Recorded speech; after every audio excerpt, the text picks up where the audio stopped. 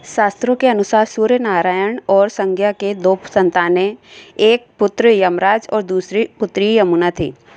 मगर एक समय ऐसा आया जब संज्ञा सूर्य का तेज सहन ना कर पाई और इस कारण से उत्तरी ध्रुव में छाया बनकर रहने लगी, जिसके कारण तप्ती नदी और शनिदेव का जन्म हुआ।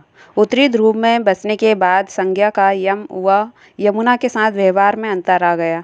इससे व्यथित होकर यम ने अपनी नगरी यमपुरी बसाई। वही यमुना अपने भाई यम का यमपुरी में पापियों को दंड देते देख दुखी होती, इसलिए वह गोलोक में निवास करने लगी।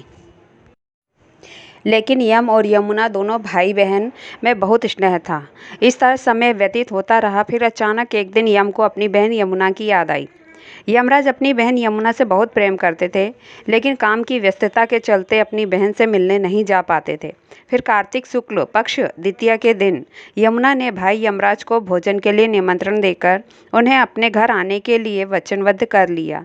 ऐसे में यमराज ने सोचा कि मैं प्राणों को हरने वाला हूँ, मुझे कोई भी अपने घर नहीं बुलाना चाहता। बहन जिस सद्भावना से बुला रही है उसका पालन करना मेरा धर्म है। बहन के घर आते समय यमराज ने नरक निवास करने वाले जीवों को मुक्त कर दिया। यम को अपना घर आया देखकर यमुना की खुशी का ठिकाना नहीं रहा।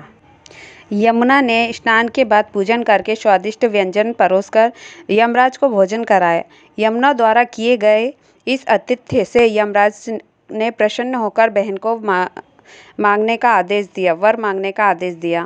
फिर यमुना ने कहा कि हे भद्र, आज आप प्रतिवर्ष इसी दिन मेरे घर आया करो और मेरी तरह जो बहन इस दिन अपने भाई को आदर सत्कार करके टीका करे उसे तुम्हारा भय ना रहे।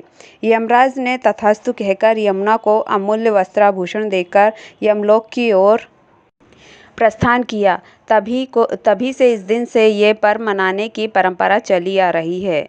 इसी कारण ऐसी मान्यता है कि भाई दूज के दिन यमराज तथा यमुना का पूजन भी अवश्य करना चाहिए।